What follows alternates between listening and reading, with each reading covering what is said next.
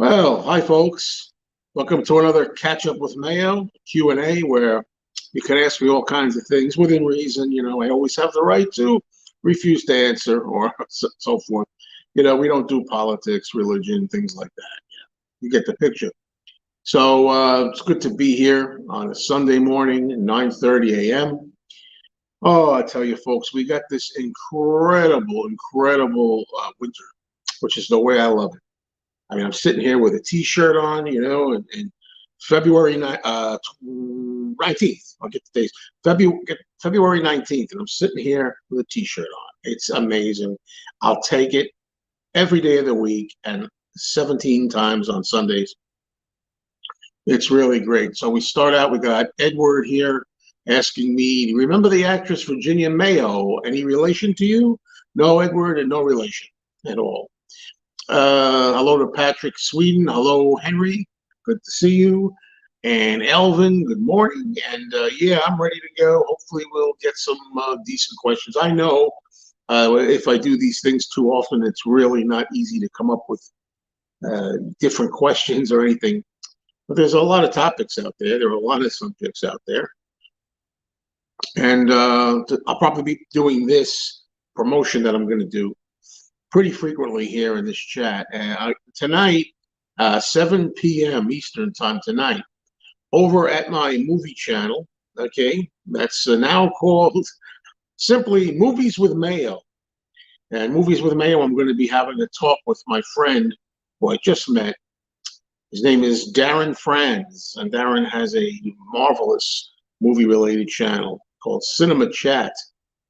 And we had an amazing discussion that we loved, just discussing our favorite movies we grew up with and stuff like that. So that's over on the channel. Please subscribe if you haven't, called Movies with Mayo, because I keep changing the title. What is it today? Movies with Mayo with Darren Franz. Really a good discussion over there. It's tonight, 7 p.m. Eastern.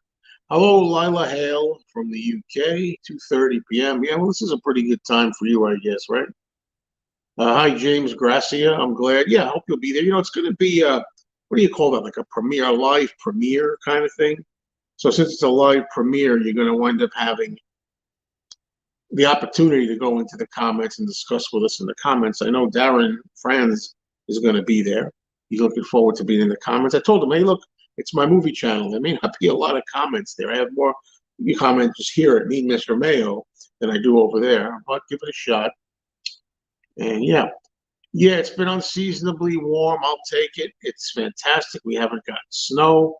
We're probably not going to get away scot-free. I'm sure there'll be some snow. I can tell you where I am here in New York, the forecast for next week, or this week that we're in now, Sunday, right? This week, there's a lot of rain in the forecast, but no snow.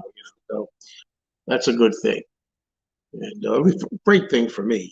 I'll never understand people who prefer cold, shivery, freezing weather where you got to bundle up in layers and wear hats and cover your face and gloves cover your hands and wear these, sweatshirts. And after the sweatshirt, you put long johns on your legs, and then you put all this thermal underwear on and heavy outer coats, and you're constricted. I'll never get it. Okay, let's see here.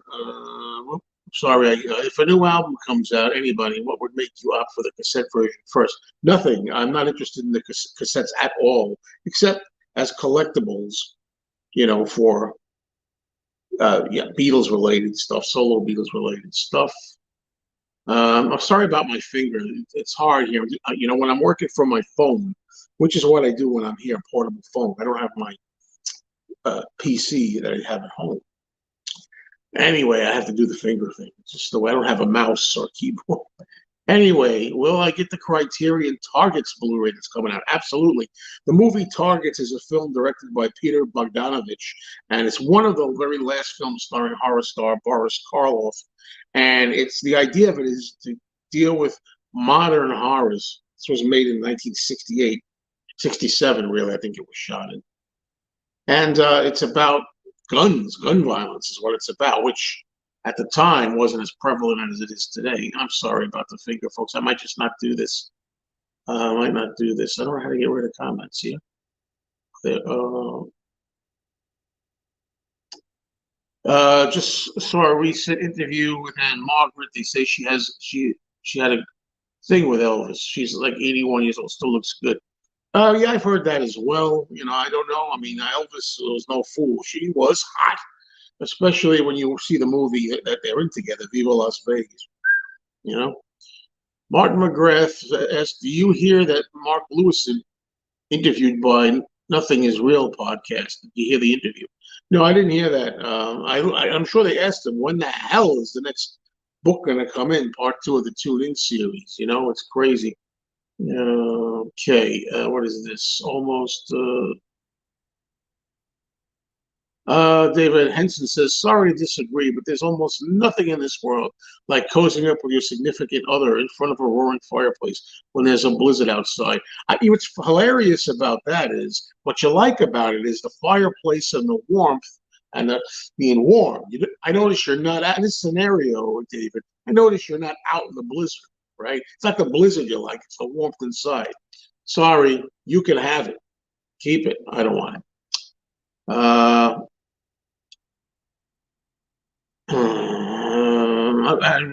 last night you were talking about John's Lost Weekend. Do you have the Toot and a Snore bootleg? Yes, I do. There's a CD called A Toot and a Snore in 74. It's a 1974 in, I guess, California, where John Lennon and Paul McCartney, the last time they got together and jammed along with other people. I don't remember everybody on there. Stevie Wonder, maybe. A lot of musicians. But the thing is, for all that talent, it sucks. Everybody's high, everybody's coked out. They're playing really lousy. It's totally worthless, except as a historical footnote. So that thing, a toot and a snore in '74. It's worth it because it's the last time you hear McCartney is playing drums and Lennon singing on "Stand by Me," and it's not as good as it sounds. I mean, they're not doing anything. They're just jamming around. It's awful.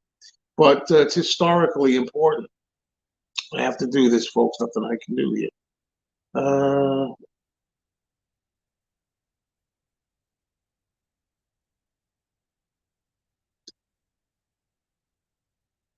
yeah, it's funny. May Pang says wonderful music was made that day. Ha ha is right.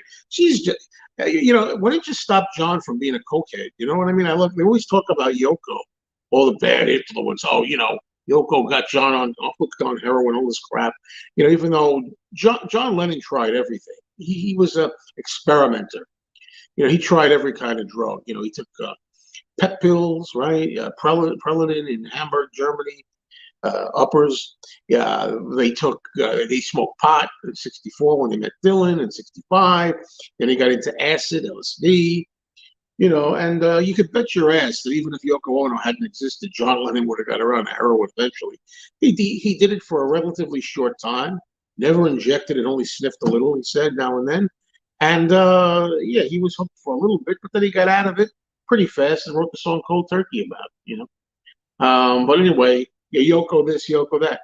Hey, May Pang, sorry, but John was really drunk and out of his mind and coked up and everything else. In '74, they were running around, trashing up houses and stuff. How good of an influence was May? I have to be honest with you. You let him run rampant. So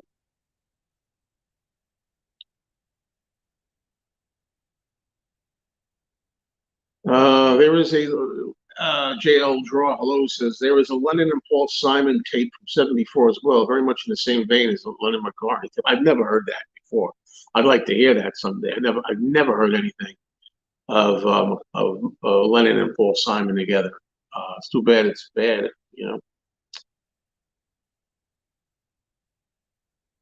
Uh,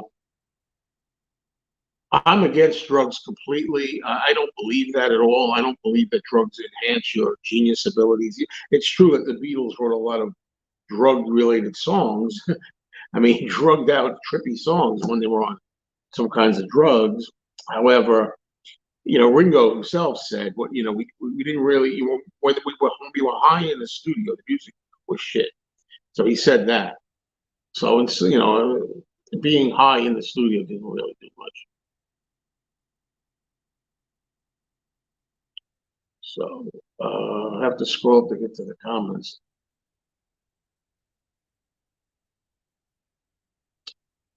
Yoko has admitted that she had problems with heroin as late as 1980. Well, maybe she did. I don't think John did. But nevertheless, okay, she had heroin problems up to 1980. Meanwhile, Yoko Ono just turned 90 yesterday. I mean, I certainly don't promote drugs and certainly not heroin. Heroin is the stupidest, one of the most dangerous things you can do. So, I believe this, Martin, very much.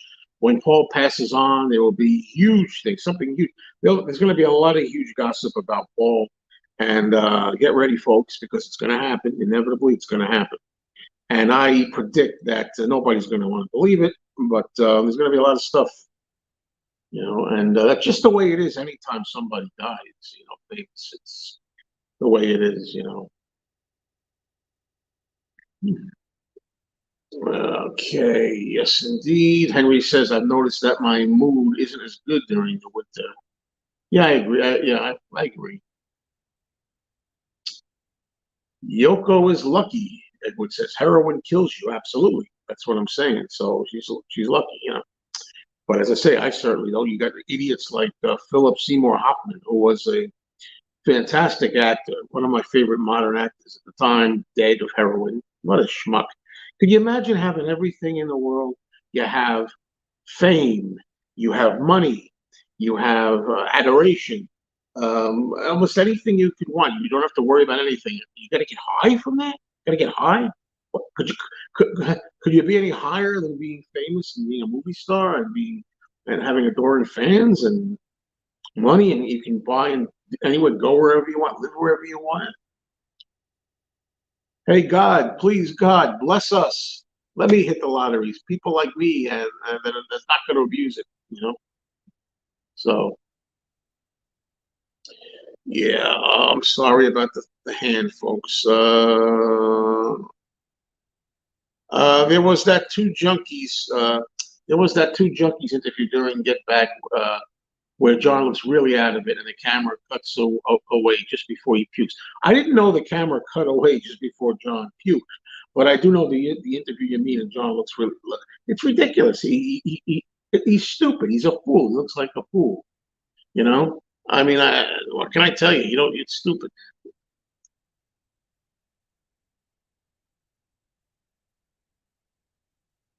Okay, JL Draw says, I have no doubt that drugs heavily influenced Dylan, particularly how his writing changed during bringing it all back home going forward. Now, whether or not that was an improvement is subjective. Well, it probably wasn't. But okay, I stand corrected. All I know is drugs are not for me. you know, yeah. Henry says, I think out of all drugs, heroin and fentanyl are the most dangerous. I wouldn't know. I just never got it because for me, my whole life, I got high on Beatles music, on comedy movies, horror and science fiction, fantasy, escapism movies. I could go to the Planet of the Apes. I could go off to Transylvania, and watch my horror movies and science fiction where they go to different planets. And what the hell other escape do you need? I don't. I just never got it. Never got it. Sorry.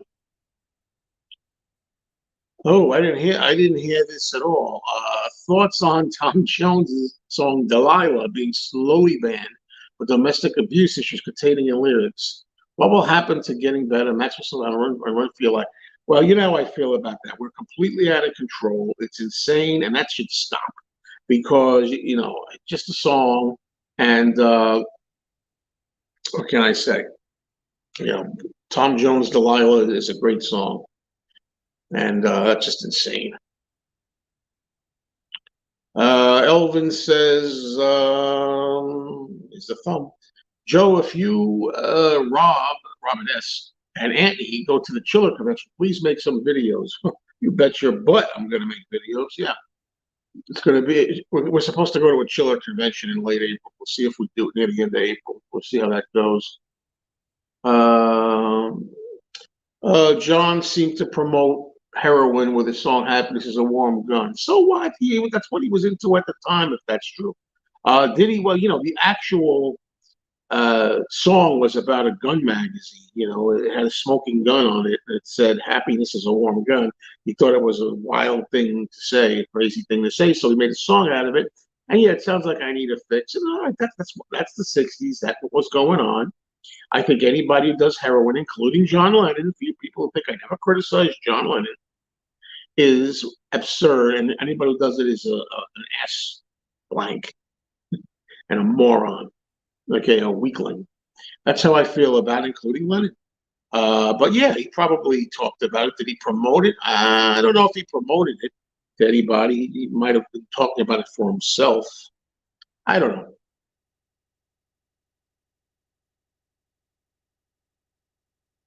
Um, let's see.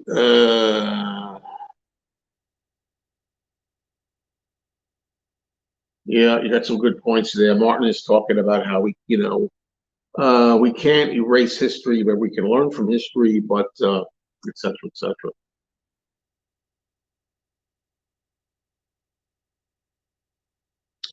JL Draw says John wrote some of his worst songs of his career during his heroin period. I mean, yes, you had "Don't Let Me Down," which is so solid, great, great is more of a word, but a lot of dribble he came up with during the Get Back session. He just wasn't into it. Yes, he was on heroin, and he was more interested in Yoko as well. Him and Yoko were doing all kinds of projects. He just wasn't doing Beatles projects. And what gets me about it is it's a shame that Get Back, the documentary for the Peter Jackson documentary, as great as it is, it doesn't make John look too good in it. Although later on he kind of comes to life a little bit later on when they get to the actual studio and leave Twickenham.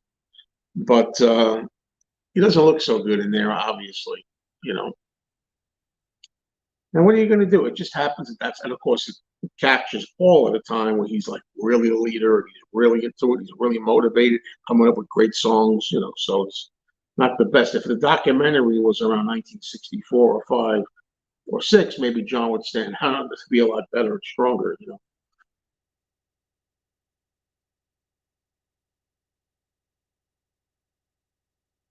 Henry, the whole thing about you asked did the warm gun in the song equal Yoko quote when I feel my finger on your trigger, whatever you want it to be, whatever you want it to be. You know, I think it's open for interpretation. Do I agree that John's best work is the Beatles' White Album? There's some great stuff on there. Best work, I don't know. I think John's work was solid all the way through. Maybe up to 69.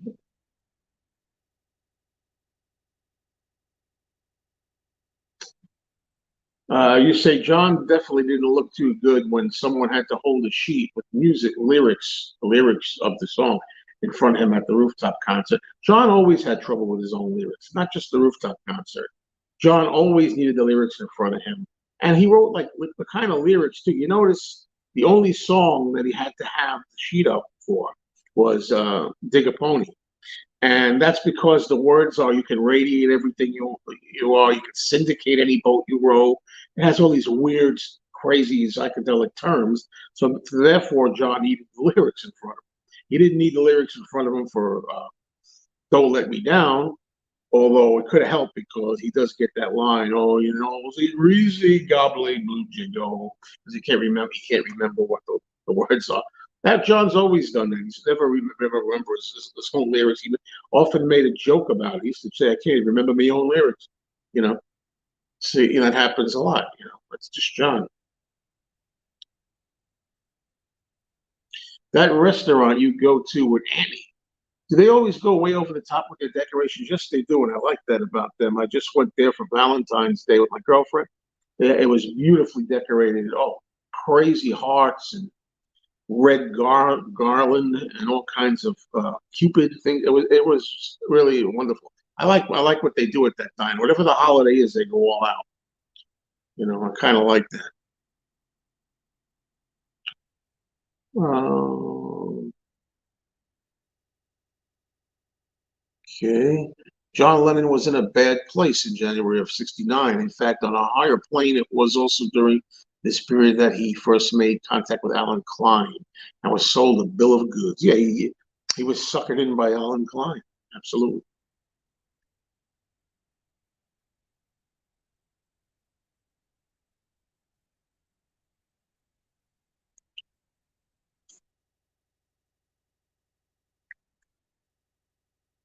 All right, everybody. So what's on your minds? Or should I say so-called minds? I'm glad we have some people here. Help out the channel, hit the like button. I'm not one of those people, smash that like button, hit that.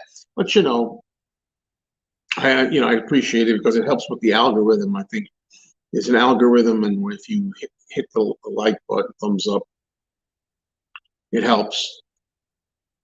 And anybody out there, I'll have to mention this from time to time because I never do. If anybody wants to help out the channel and help me bring you stuff, more and more stuff, and pay for expenses, please hit the little S button below.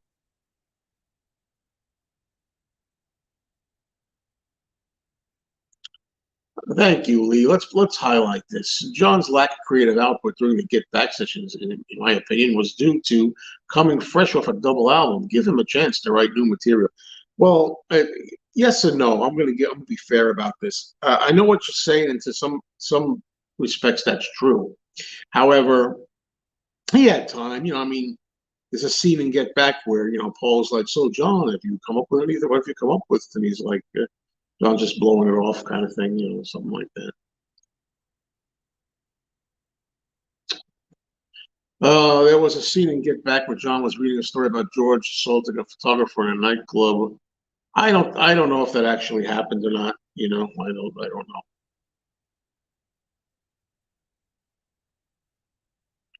I was on Reddit and people were talking about a hypothetical scenario, what John would be doing if he was still alive in 2023. People gave their own hypotheticals. Very interesting, actually. Well, the reason I don't get into that, Henry, is because you never really know, of course. And what people tend to do is they tend to look at what John was doing, say, or anybody, whenever they were last around. You look at John's state of mind in 1980, like they might say, well, I could never see John Lennon doing, say, I don't know, I could never see John Lennon doing rap music because he wasn't into that, and blah, blah, blah. And he was writing stuff like Beautiful Boy and Woman. That's 1980. We don't know. He could did a complete turnaround. Yoko Ono said that she thinks that John would have been into rap, that he would have done rap. Dear God, I hope not. And also said that John might have used auto tune because John liked to disguise his voice, change his voice, and that I could see. But I really don't know. There's so many things that John could have done. You know,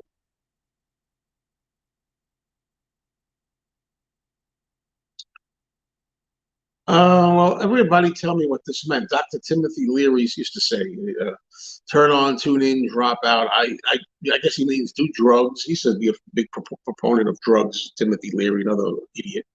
And, drop out of school, maybe drop out of school, do drugs, have a great time. Don't let anybody tell you what to do. I don't know exactly if that's what it means. Wake the man. Oh, okay, let me try this. Oh, maybe I go over here with this side. It's not too bad.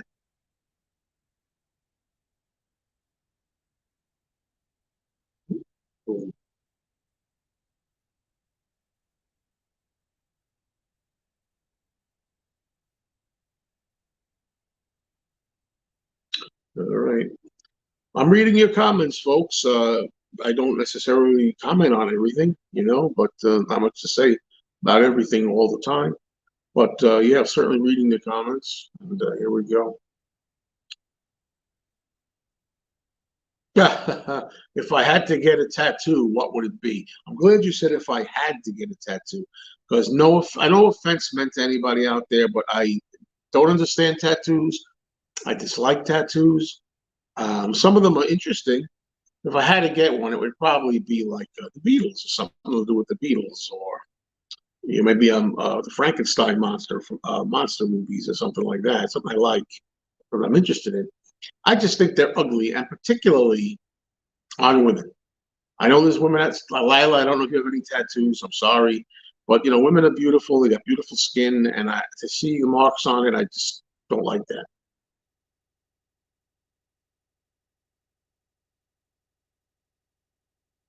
Let's be real. If John had lived and had been one of the pioneering figures of rap music, we'd probably have a different opinion on rap music. Well, you're a younger guy and you like rap, I believe, and you want to believe that. Look, I don't know what to tell you. Let me put it this way. Joan Jett and the Blackhearts, she did a rap song. It's called Black Leather. It's on her Good Music album. It sucks. It is an embarrassment, and I hate it. All right, so I don't really know. What can I tell you? The thing about rap is that John Lennon, I don't think would have done it in the sense that, to me, I know a lot of rap fans disagree with this, but to me, rap music is basically the same thing over and over and over. It's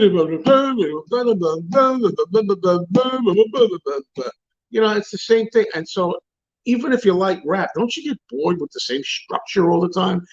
What I like about pop rock music is that there's different melodies, there's different tunes. I mean, I don't know.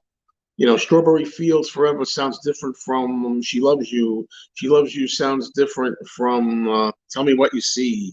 Tell Me What You See sounds different from Being for the Benefit of Mr. Kite. I'm just, they sound different from Paul Simon and Garfunkel's Mrs. Robinson sounds different from Carole King singing I Feel the Earth Move. I mean, on and on and on. Fire and Rain by James Taylor sounds different. You know,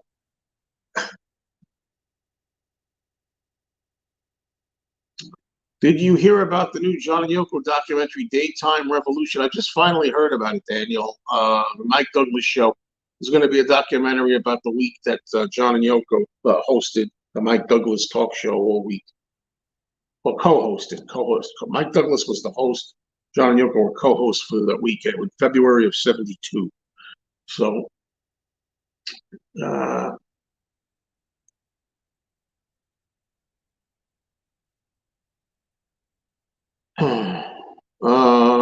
Martin McGrath says John was rock and roll. He was very set his initial love for Elvis, Chuck Berry, etc. Yep.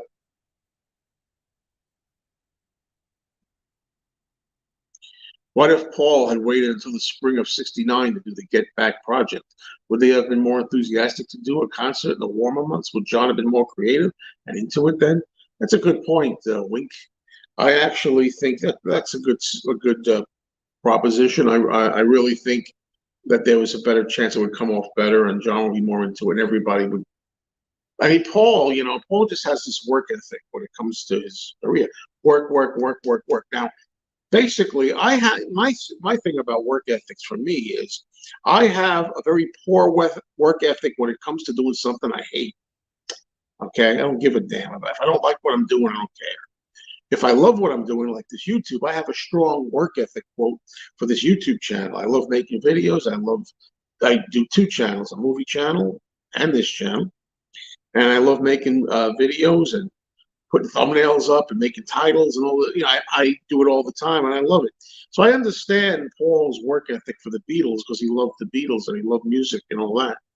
But if Paul had been working as a construction worker or a sewer worker or something, I wonder if he'd have a good work ethic. I wonder.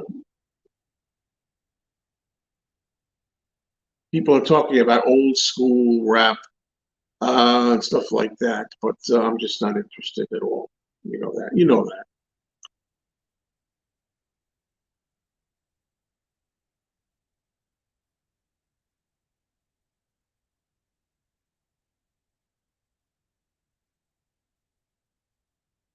Okay. You see now something like this. Lee says Billy Joel attempted a rap song, and the song "We Didn't Start the Fire" was born. Billy has claimed. Well, like I said, you could say that you could suggest or opine that the song "We Didn't Start the Fire" by Billy Joel is a rap song because he lists a lot of shit, keeps talking and going off with different things. Um, but it's got, "We Didn't Start the Fire" by Billy Joel is much more melodic to me than most of the rap that I hear, especially the main chorus. We didn't start the fire; it was always burning since the world was turning. That whole line, that's got a melody to it, a tune.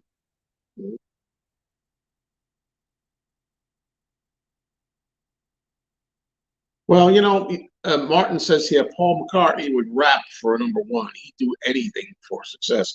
While I'm inclined to agree with almost the latter part of it, so far Paul hasn't done a real rap. And in 1989, I don't know if you ever saw it on MTV, there was an interview with Paul, and they asked, "Would you ever do rap?" And he said, and he really was against it. He goes, "I mean."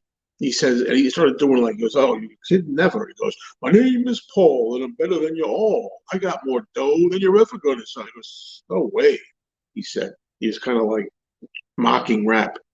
So hopefully he sticks with that and doesn't do it. Um,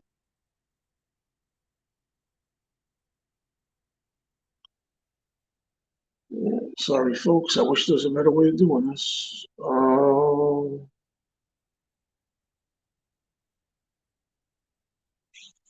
Yeah. Edward says if Paul was a construction worker, he would be saying, "Come on, guys, let's finish up this building. I have another one after this." Yeah, that could be it.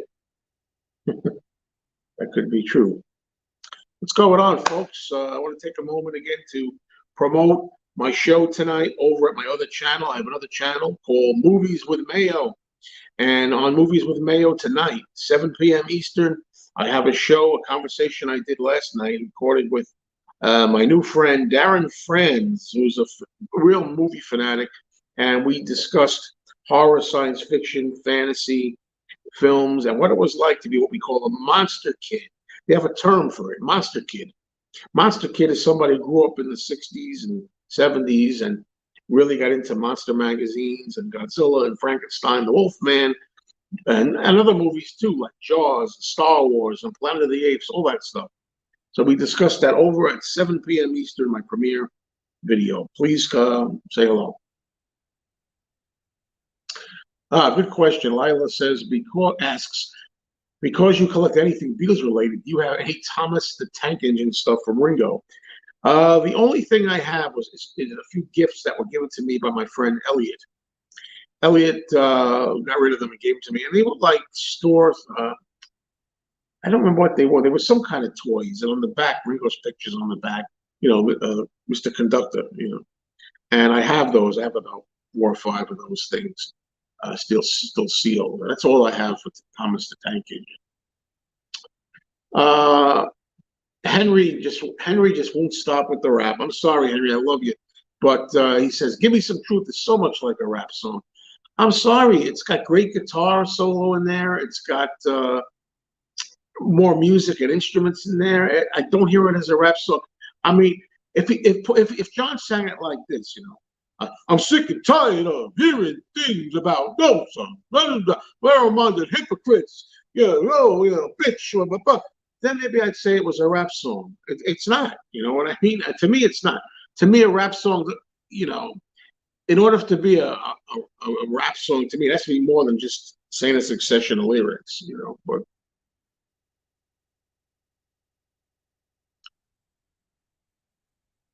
well, I want is the truth. Just give me some truth. I just want to think.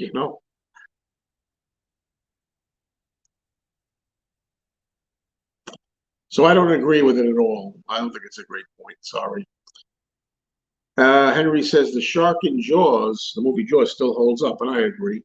And you know something, if you came across a real shark in the ocean, it would look like that. Sometimes animals look, you know, animals. Let me highlight this. Absolutely, Lila. Absolutely. Everyone knows rap has a silent C at the beginning. I'm sorry, folks. If you're going to talk about rap here, I'm going to crap on it. So I don't want to insult your music. So the best thing you could do is, and I use the term music very lightly, the best thing I could say is if you don't want that, don't even mention rap. Sorry. So was the monster era, a natural descendant of the Western, as the era of the cowboy being king began to recede. You had a lot of kids starting to get into sci-fi and monster films. Good point there, JL Draw. Good point. Good morning, James. James, I don't say your name. Cheers. Yeah. How's my day? Fantastic today so far. You can tell. I think I'm more chipper than usual. I mean, you have these days where you feel a little more like tired and that. I feel pretty chipper today. This is good. Mm. I'm really happy with this mild kind of weather we got this winter. Thank God. You know.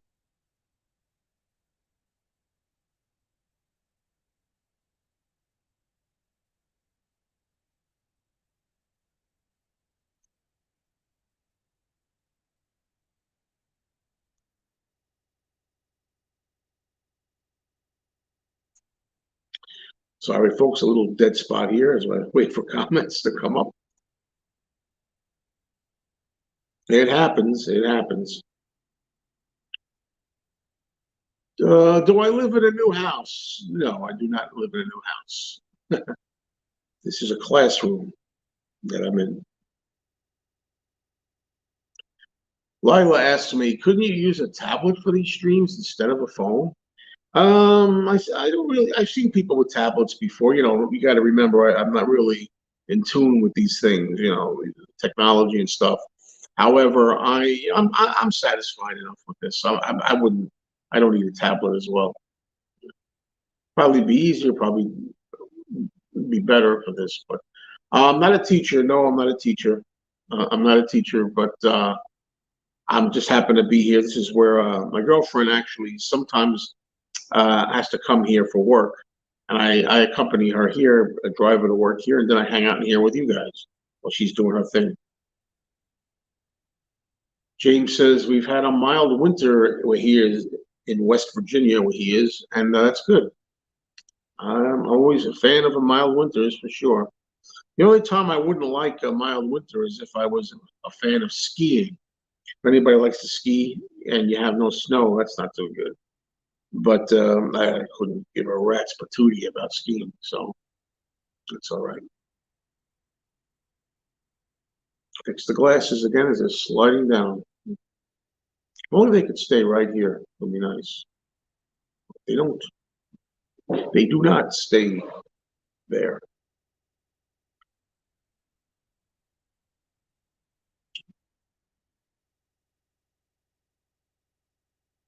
So, what's going on, folks?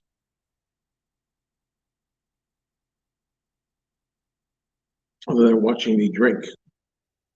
That's my brand right there, Poland Spring. Poland Spring, coming to you straight from Maine. They'll probably just put it in the toilet. That's how they get it. I'm dreaming of a mild winter. I like that.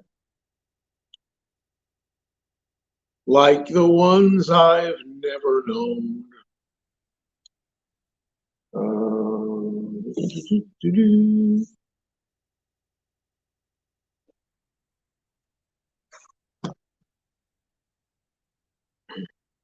so what else can I say?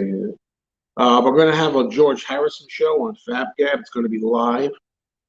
That'll be February 25th, Saturday night. It's going to be late. It's going to be 9 p.m. Eastern. I'm sorry that leaves a lot of people from the UK out. But the reason I'm doing it that time is that's some of my guests, the only time they can make it. Saturday night, 9 p.m., the 25th. And of course, the funny thing is, George, near the end of his life, started to realize that he was probably born on the 24th because he was born like close to midnight or something on the 25th, late on the 24th. So it might not even be his birthday on the 25th. What do I think the unidentified objects that were shot down on the sky from the sky in the U.S. were? I have no idea. It's a little that's verging, on veering on the political side, but I don't know. I hear different things. Henry says Paul invented heavy metal with Helter Skelter, and John invented grunge with Your Blues. Well, well, well, well. I'll go along with that. I know it's not true probably, but it feels good to feel that way, say that anyway. Did I see George Harrison on his 1974 tour? No, I didn't see him then. I was 12 years old. And around that year in '74, I was getting reacquainted with the Beatles. I had liked the Beatles very much when I was 3, 4, 5, 6, and 7 years old. And then I kind of forgot about the Beatles for until I was about 12. And then I had a friend across the street who had a full collection of Beatles records. And at 12 years old, he played them, and I said, "This stuff is great. I remember this from when I was 5, 6, 7 years old. This stuff is great, And there you go. But anyway, yeah. So I didn't really get heavily into the Beatles till around '76. Again, is when I really got heavily into the Beatles, and I missed Paul's. I didn't even know about Paul's concert with Wings then. So I didn't see George or Paul in the '70s. Can I see another Live Aid type concert happening again on that scale? Yeah, I could. Why not? I could see them putting together another Live Aid, but these days I'd be afraid of two things. Number one, how many people are going to be murdered in the crowd, and of course, I realize that even in the Rolling Stones show, Altamont was it, wherever they played in that "Gimme Shelter" thing, somebody got knifed there. So. But anyway, but aside from that, the problem I have, I could see it happening, a new Live Aid grand show. So I wouldn't care about any of the acts. I don't care about the musicians in it. Back in 1985, I liked a lot of the people that were there. Oh, Daniel asked me, did I go to the 30th anniversary concert celebration for Bob Dylan at Madison Square Garden? I came close, Daniel. I came close, but no cigar. That would be the only time I would have seen George Harrison had I gone. But unfortunately, I didn't go. The first time I got to see a Beatle live was Ringo Starr and his All-Star Band in the summer of 1989, his first All-Star tour. And then I saw Paul at Madison Square Garden in December of '89. So, do I have any rare 1970s bootlegs of Bob Dylan? At the moment, I'd say no. I don't. I used to have a few. I don't anymore.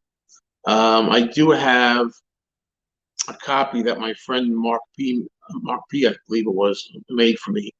A great Dylan box set called Ten of Swords. It was a 10 LP set, 10 records. And I never got it, but he made me a copy on CD.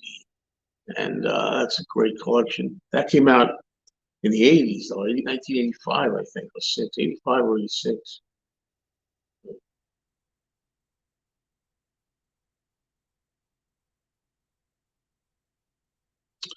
Did I bootleg the shows of Paul McCartney in 1989? No, I didn't, but there were a lot of bootlegs out there. There were a lot of records that came out. Used to go to a store in Greenwich Village called Revolver, Revolver Records. And there was another store for a while called It's Only Rock and Roll. These two stores were in the Greenwich Village in the city.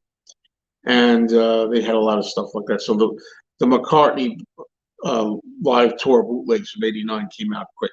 You know, so that's what I did there.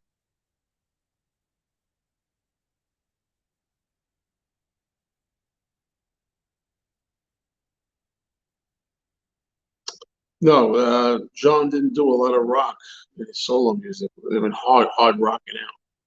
That's true, really. Yeah. Who knows what might have been had he lived and did albums for the last 40 years.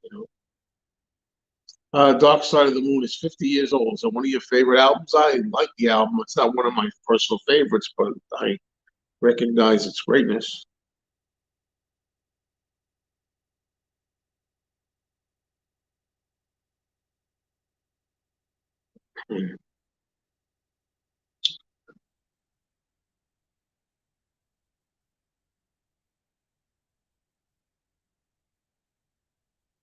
Okay, what's going on, folks?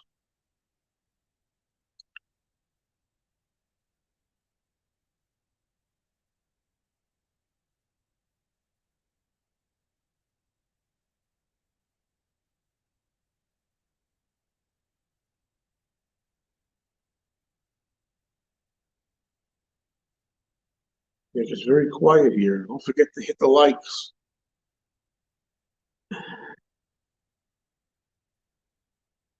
I don't know. I don't know, Yusuf. I don't know what that is. That Presley bootleg you're talking about.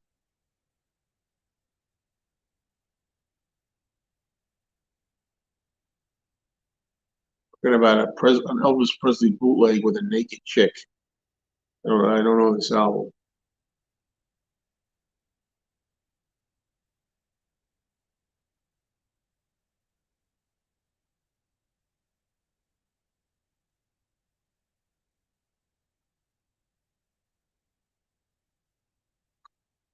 Let's see. Hold on. Let's get this. You have lots of Beatle bootlegs by the looks of it. Yes, I do. But do you ever get bootlegs by lesser known or popular artists that you're into? Say Connie Francis. There's no Connie Francis bootlegs that I know of. Joan Jett. Joan Jett and the Blackhearts. I have some bootlegs. Some bootlegs of the Runaways. I do have some Elvis Presley bootlegs. Have you ever tried to learn to play guitar? I did, in fact. I was about 19, 20 years old. I had a friend that played guitar. I had no patience for it.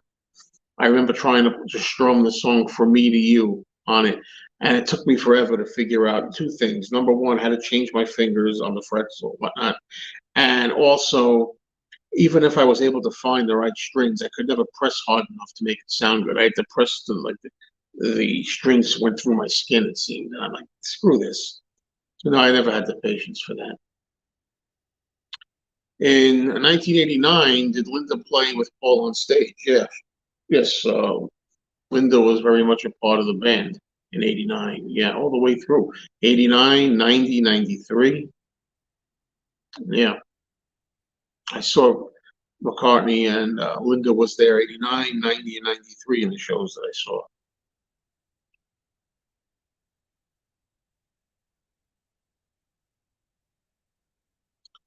Henry says, I want to be as youthful as Ringo when I'm 80. Don't forget, Ringo's going to turn 83 in July. Amazing. And he looks fantastic. He looks better at 83 than he did at 43. So it's pretty amazing. What did Linda die from? She didn't seem that old. Well, she had cancer. She got cancer.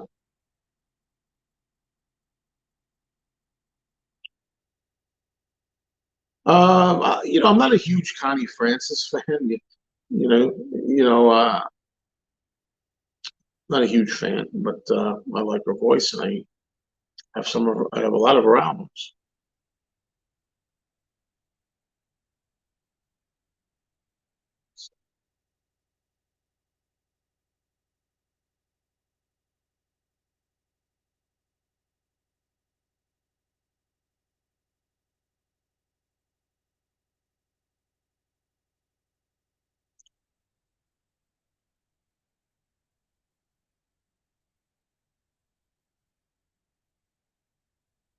I like your question. See, Lila's doing the right thing. She's asking all kinds of different questions about everything.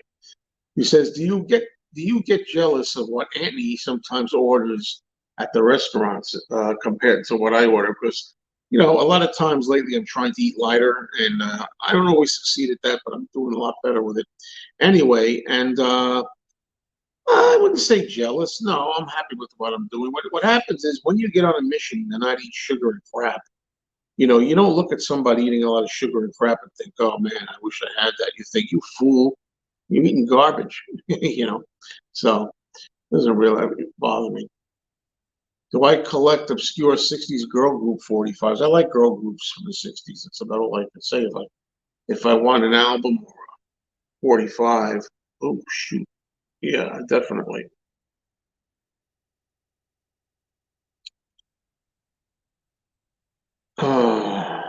You've always contended that Pet Sounds by the Beach Boys is overrated. Does that opinion extend to the band itself? or do you think they are regarded accurately? That's a great question. I think the Beach Boys is a little overrated, but I do like the Beach Boys. I don't like Pet Sounds. You know, I only like three songs off Pet Sounds. The rest of it, I think, is highly overrated. I think it's a bore. The rest of it. Um, and I like the Beach Boys, the early Beach Boys sound and their harmonies and things like that. But I think they're a little overrated. Having said that, I may very well have a chance to meet Mike Love at the Chiller convention in April, and may get an autograph by Mike Love, even though I'm not a huge Beach Boys fan. But you know, it would be good, nice to get something signed.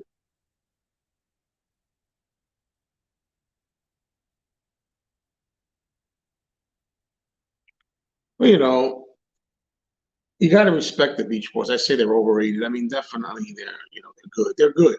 They're very good.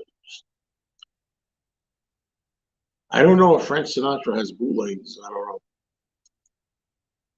Me too, Lila. Lila says, how Pet Sounds gets compared to Sergeant Pepper staggers me. It even staggers Brian Wilson because I saw an interview with Brian Wilson. He said, actually, they're nothing alike. Pet Sounds and Pepper are nothing alike.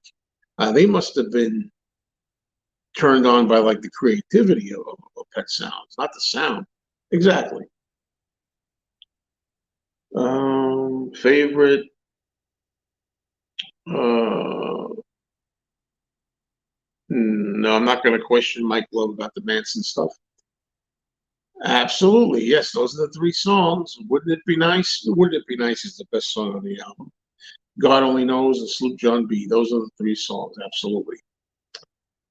I have not heard David of the new band Wet Leg. I have not heard of them, but you highly recommend them. Wouldn't go out of my way, but if I come across something and it's good, you got it.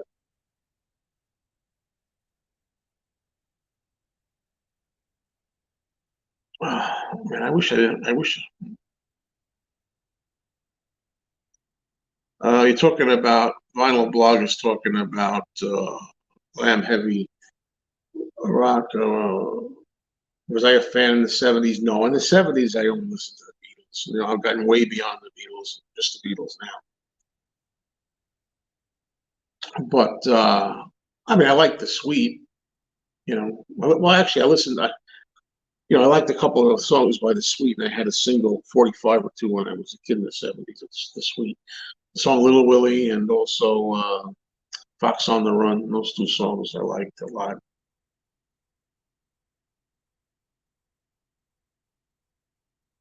Well, that's what I say. Whenever somebody says Sergeant Pepper was influenced by Pet Sounds, he says, I always say, yeah, but Pet Sounds was influenced by Rubber Soul. I agree with you. So it always comes back to the Beatles. Lemon Twigs, I might have heard of them. I do not like the Velvet Underground. I think they're pretty poor, and especially that woman. What's her name? Not Nico or something. Man, she's terrible. What a clown. Corey plays it on my records for some time. What a clown. I don't know what the hell that is. It's terrible. Try to get a video of Mike Love signing my autograph. I'll try.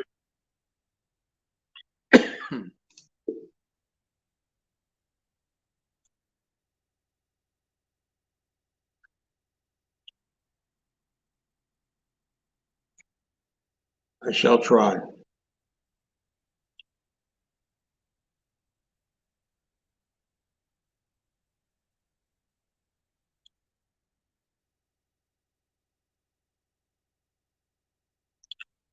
When is the Chiller Fest? Uh, it's the last weekend of April. April, I think it's 28th, 29th, and 30th. Friday, Saturday, Sunday.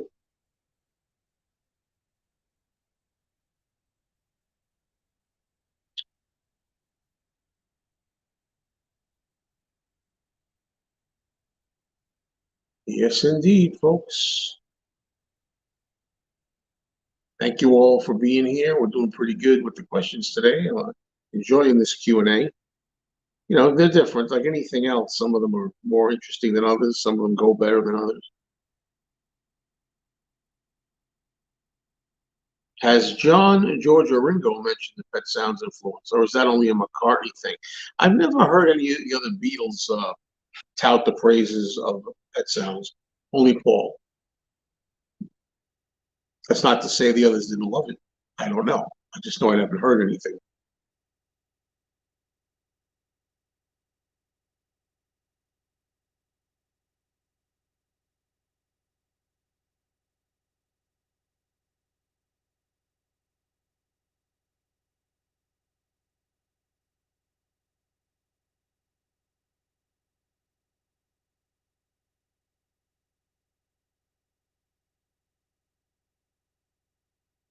And we'll do it our way, yes, our way. Make all our dreams come true, and we'll do it. Yeah, I'm on Laverne and Shirley crazy. Well, I got Laverne and Shirley on the brain. I've been watching season one.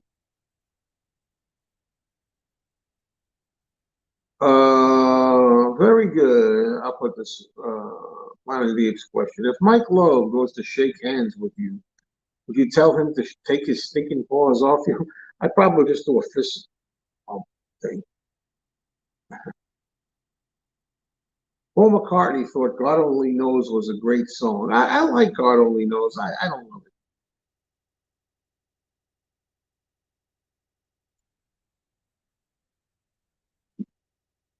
But I can see why Paul liked it, you know. I can see why Paul loved it, but I don't like it. Okay, is listening to older music a comfort zone? Would you not like to find new music?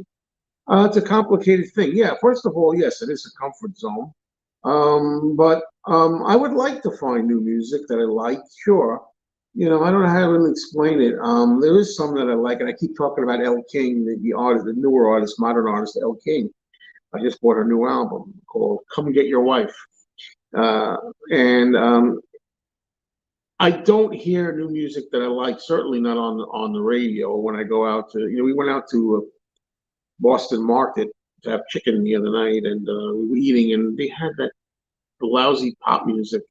We're going to get into this thing where people are going to say, you know, there's great music out there. You just got to search for it. The stuff that pop music is lousy. I know, but it doesn't bother me because I'm an older person at the moment and at this time, and I'm very satisfied where I am. And if I happen to hear, I've always been like this. If I hear something new, and I say, "Well, I really like that. Oh, I like that a lot." I'll go out and buy it. That's what I did with Elle King. She had this song X's and O's uh, back a few years ago. X's and O's from her first album was a hit, and I loved it.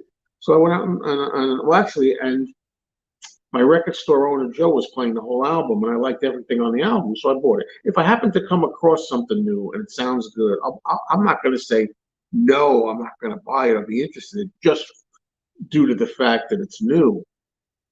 You know, I don't care, new, old, or whatever, whatever. If I like something, I'll get it. As far as having an interest to pursue it, actively pursue and try. That's not where my head is at. I've got too much stuff that I love already that I want to hear again and again. Too much old stuff that I have yet to hear all of it. I have not heard all the Johnny Cash stuff. I have some albums. I like to explore Johnny Cash more. You know, I haven't heard all Dylan stuff. I like Dylan. I have enough old stuff to catch up with, and that's just music. As far as movies go, same thing with movies. I got so many movies to watch that I'm realizing as you get older, you start realizing, unfortunately, you realize you have more years behind you than ahead of you. And you start to realize there's not a hell of a lot of time left. I personally don't want to spend my time experimenting with new stuff, most of which I'm not going to like anyway. The choice is an individual choice. On the contrary, there's other people, on the other hand, that absolutely prefer to spend the time left in their lives. They say life is short. I've got not many years left. So I think I'll spend my time finding new stuff. Whatever your thing is, it's not my thing.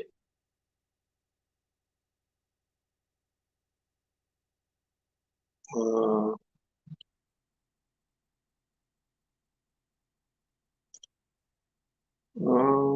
So I'm looking at comments. Hello, Julio. Julio's here.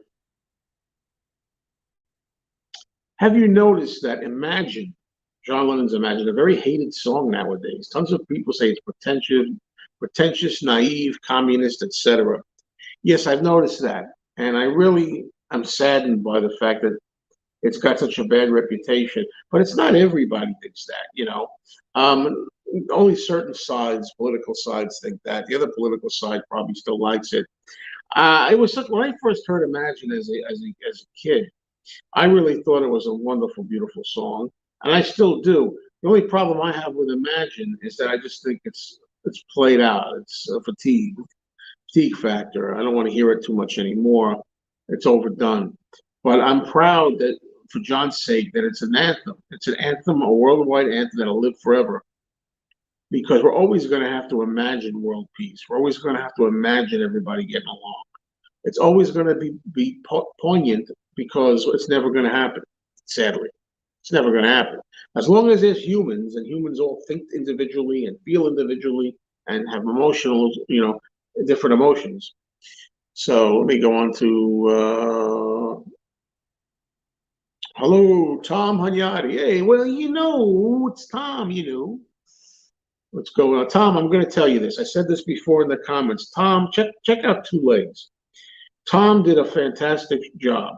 He did a great interview and talk with Madeline Baccaro about Yoko Ono and Yoko and Paul, discussing the relationship between Paul McCartney and Yoko Ono. And I loved it. I did.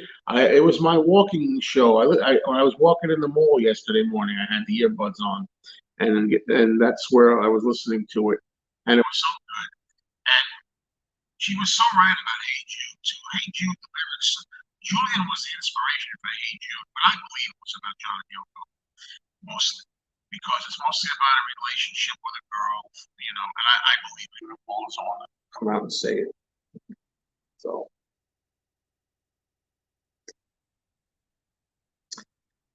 David Bowie said that Lenin was a socialist. I think back in those days, I think that kind of thing was different than what it's like today. I just think liberalism was different in the past than it is now, probably. And I also think John Lennon, if he was alive today, would be completely different. But you never know.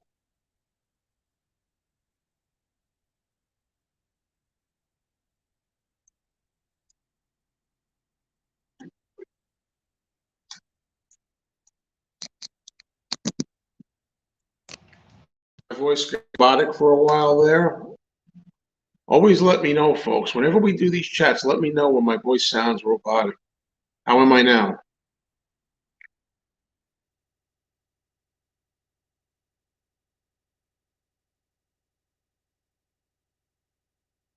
Okay, thank you. It's funny, I have like earbuds. All I have to do is plug this jack into the phone and take it out, and my voice is normal again. I'm glad it's a quick fix, easy fix. Yeah, yeah. Did Yoko turn 90 yet? Yeah, she turned 90 yesterday. She's not doing well. She's still with us. So, I'm sorry to hear that, Julio.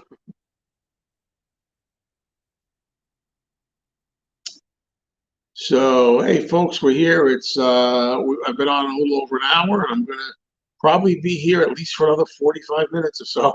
So let's keep going.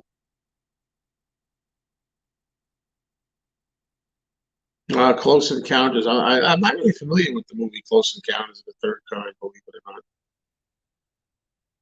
So I've seen bits of it. I just don't care for it much from what I've seen of it. I know it's a classic, but okay. Thanks for the question. When is the next Record Store reality show coming up? Actually, I plan on editing it this week. So sometime this week, there should be another Record Store reality video. Thank you for your interest. Nice hairdo, Julio says. Yeah, I like longer hair, but it's easier. It's easier to manage. When you have shorter hair, obviously, it's easier to manage. That's one thing I like about shorter hair. So,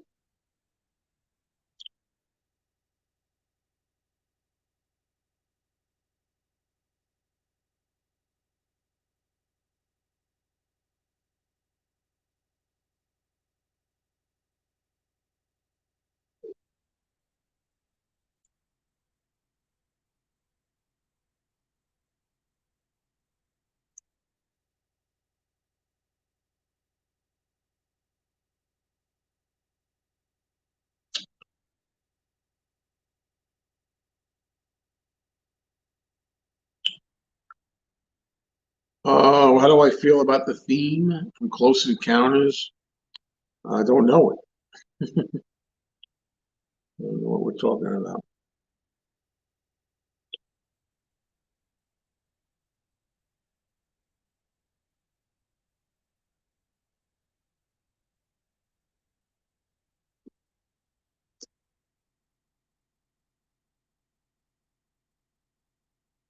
Well, I'm glad you enjoy the record store videos. Yes, indeed. Julio's got to be in them soon. I haven't. Well, actually, I saw you. I saw you, Julio, at a record show. But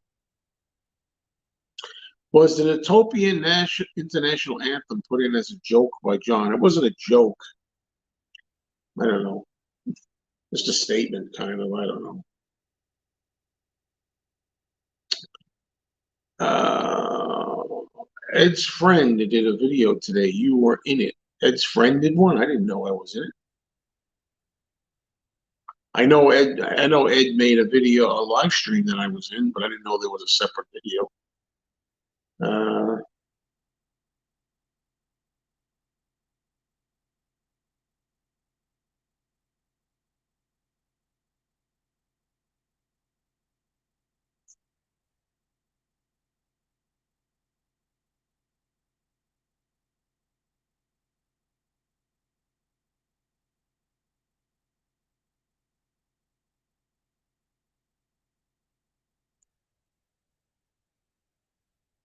I agree. Mind Games is such a fantastic song. These days, I love Mind Games, the song, much more than you know than Imagine. Edward says it's good you have your hair at your age, not that you are old. Exactly. You know, you know. I mean, yeah, I'm glad to have my hair. That's one thing for sure.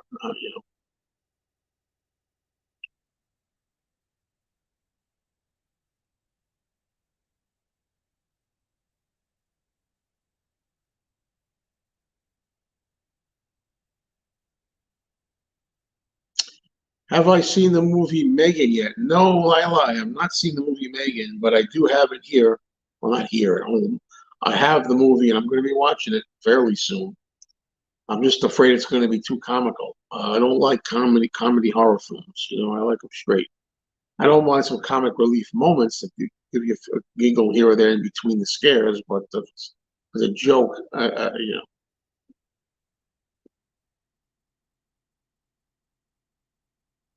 But we'll see. Movies from the mayonnaise jar. Yes, indeed, Julio. You know it. My dad is 57 and he has a full head of hair too, just like you. Oh, nothing like hair, man. Although these days, as I say, being if you're going to be bald anytime in the world, you might as well be bald, now. I mean, because it's kind of a style, it's not, but yeah.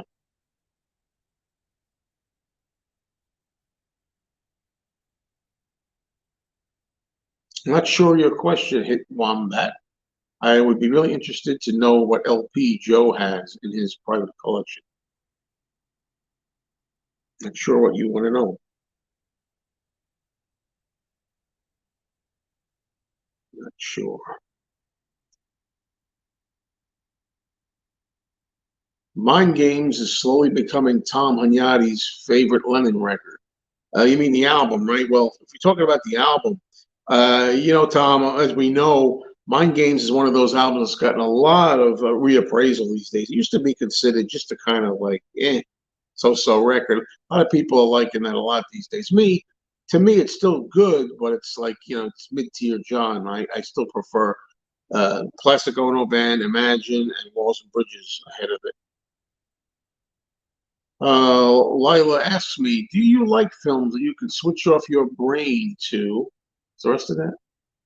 Absolutely. I love putting on, you know, Friday the 13th slasher films or any slasher films. You don't have to concentrate on anything sometimes. Just watch a bunch of annoying people getting hacked. It's fine with me. Do I like George Carlin? I never liked George Carlin at all, to tell you the truth, but my girlfriend really likes George Carlin, and I like him now. I understand his humor a lot more now than I did when I was a kid, you know?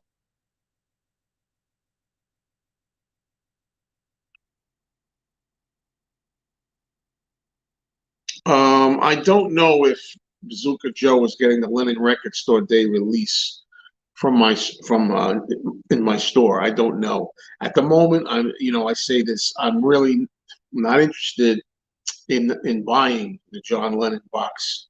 It's going to be tough to resist, but I'm going to try to resist it. A lot of it depends on the price.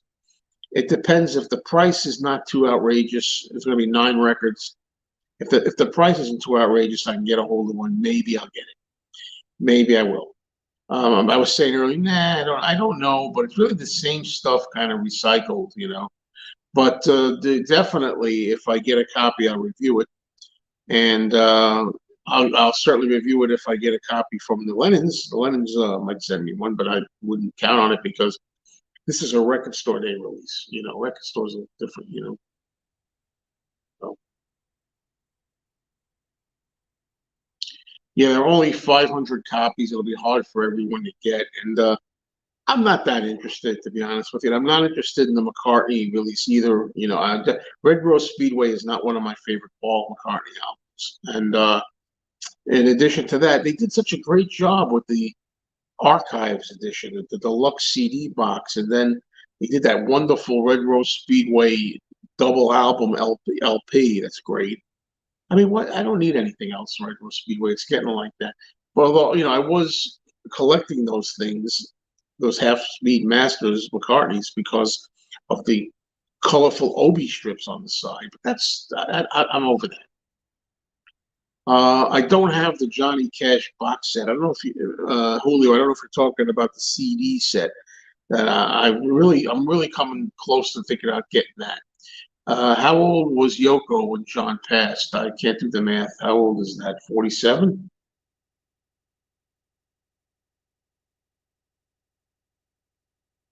47, right? Did I see the movie Smile? That's another movie that my friend Jim made for me that I actually have right now. I have Smile at home, and I have Terrifier 2 that I'm anxious to see home, and I also have, what did I just say? Megan Smile, and Terrifier 2. And there's also some other movie. I don't know, Somebody and Somebody's Adventure in the Woods, something, some kind of stupid thing like that.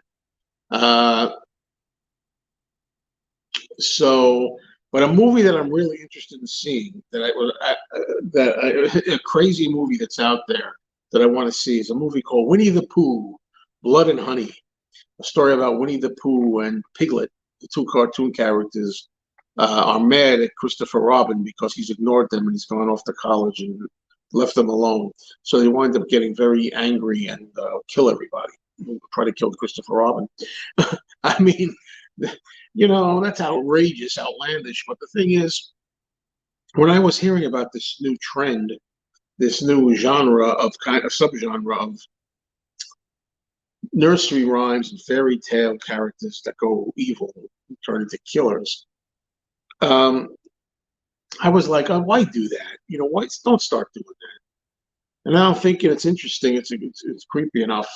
I mean, it's going to suck. I know it's going to suck, but I'm going to see it and when I get a copy of it. And there's supposed to be another movie coming, a Bambi movie, Killer Bambi or something. Oh, brother.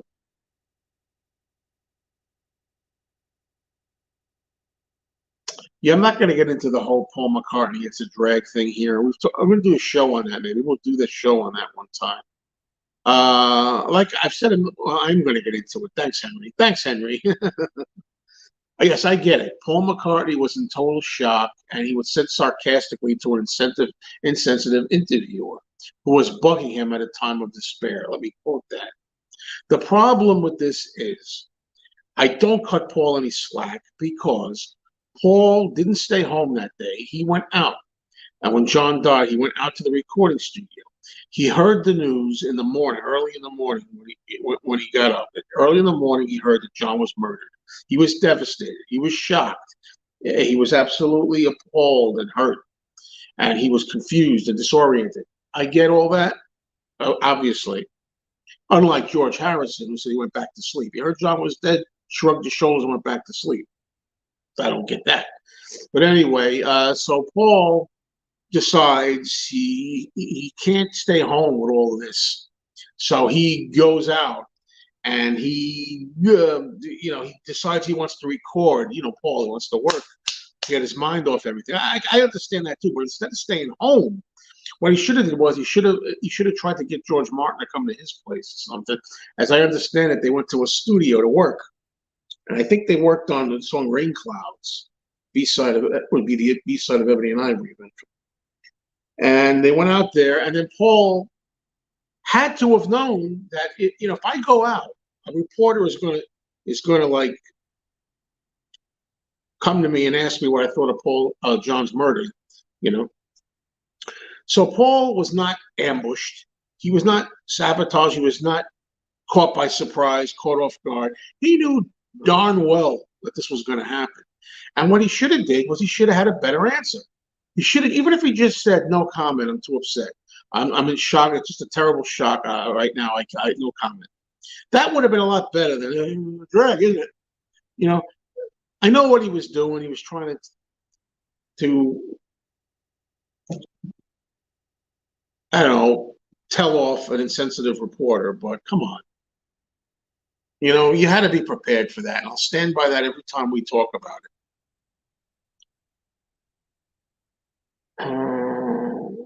Tom, when you say it's been announced for Blu-ray, are you talking about the Winnie the Pooh thing? Because let me know if that's what it is.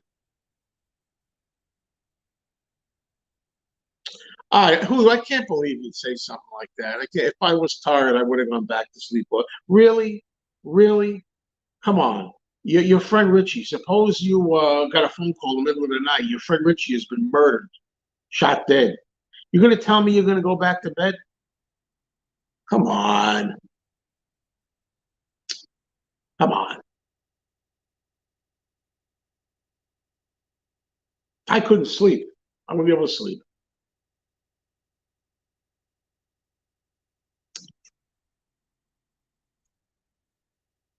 I didn't know about this. On Roy Orbison's death, George turned to Tom Petty and said, "You glad it wasn't you?" As funny as that sounds, that's a normal reaction. I remember John Lennon saying something like that. Somebody asked him, "How did you feel about somebody's death?" That might have been Brian Epstein or something. And he said, "Well, there's kind of that feeling when anybody dies. It's kind of like, I'm glad it isn't me, he, or whatever it is. I mean, I know what he means. Yeah, it's whatever."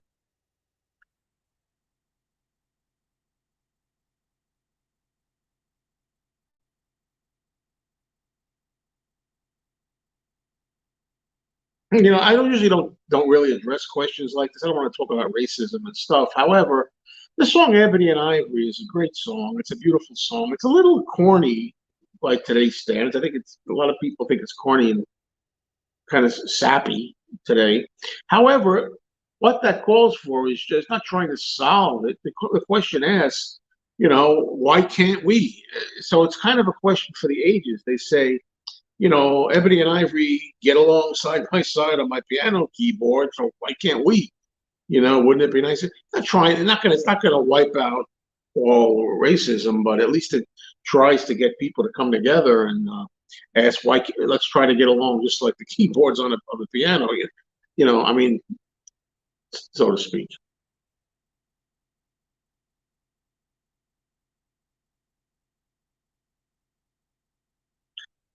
I kind of get why George went back to sleep. If you were really hurt and depressed, what's the best way to stop feeling that way? Slip into an unconscious state.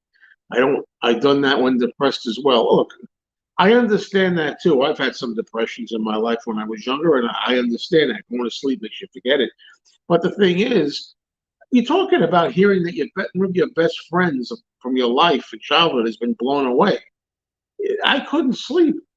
I couldn't sleep. I'm sorry. Anybody out there that could sleep with something like that, I don't get it. And of course, good old Ringo, God bless him. He went to New York. He went to New York, and even though at the time security was a scary thing, he went there to New York just to say hi, Yoko. Is there anything we can do? I mean, we're here, that kind of thing. And as Ringo said, nothing you can really do, but you go there anyway to show support for Yoko and Sean. God bless you, Ringo.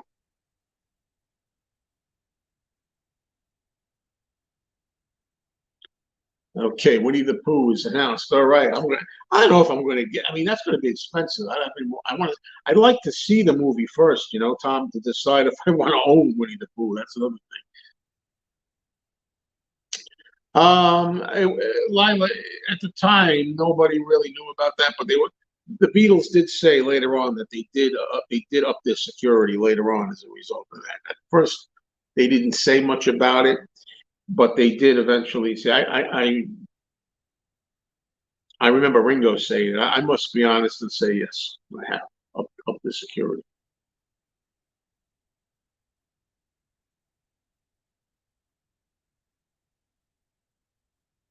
Yes, Ringo was very well. I think, look, don't get me wrong. Don't get me wrong. You say Ringo was the most hurt when John died. They had a great friendship. I'm sure. And please, everybody, listen. All you people think I hate Paul McCartney. God, well, you people sometimes. Paul was also very, very devastated. There's a photo of him kind of in the woods on the morning when he heard the news that Linda took. And he's totally, totally sick to his stomach. I mean, obviously, Paul was very devastated as well. Hello, good morning, Jerome. Good to see you here. Yeah, and I understand a bit too. Right, right. I'm glad you brought that up, Ed, because I forgot to bring that up. George Harrison, in all fairness and in his defense, he didn't think that death is the end. So to him, death wasn't really a big deal. Oh, but still, even if death isn't the end, it's still a shocker to hear your friend's been shot to death. I think, but still, because I don't believe death is the end either. In some ways, I believe it's only the beginning, and that's a whole deeper subject. But I believe there is a paradise. I believe we do go to a better place. And two things. Number one, if there is a better place and there is a paradise, that's wonderful, right? Who wouldn't love that? But number two, even if there isn't such a thing, and when you're dead, and that's it, then at least you die easier. You know what I mean? It's easier to face death thinking that, even if what's the difference?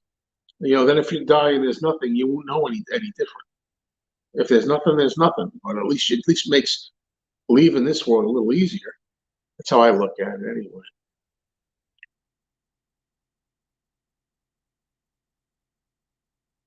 Yeah, George said something like that.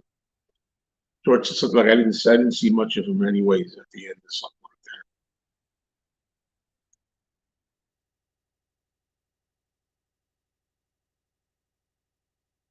Have I ever read the book before the film, generally speaking?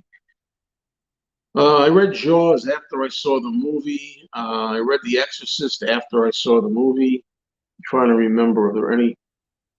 I read Planet of the Apes after I saw the movie. I'm trying to think if there's any case. Yes, Salem's Lot. Stephen King has an excellent book called Salem's Lot. And then they made a movie, and I thought the movie didn't do the book justice. I don't know what Agent Elvis is. You mentioning Agent Elvis. I don't know what that is.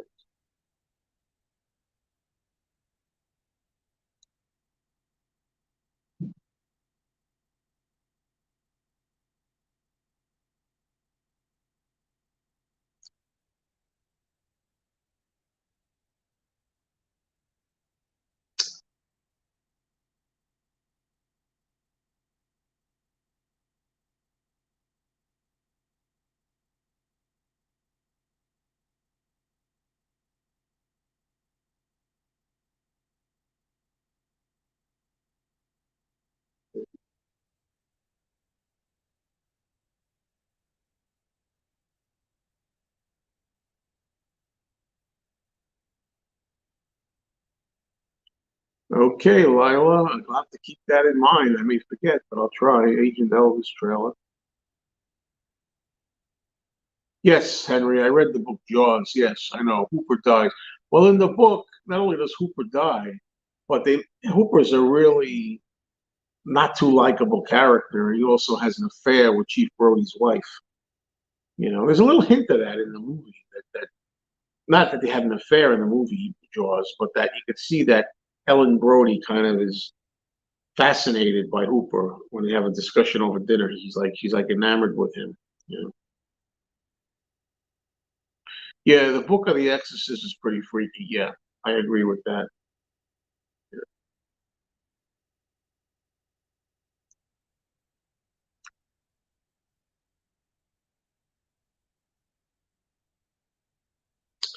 Well, I tell you, folks, I'm going to cut this short now.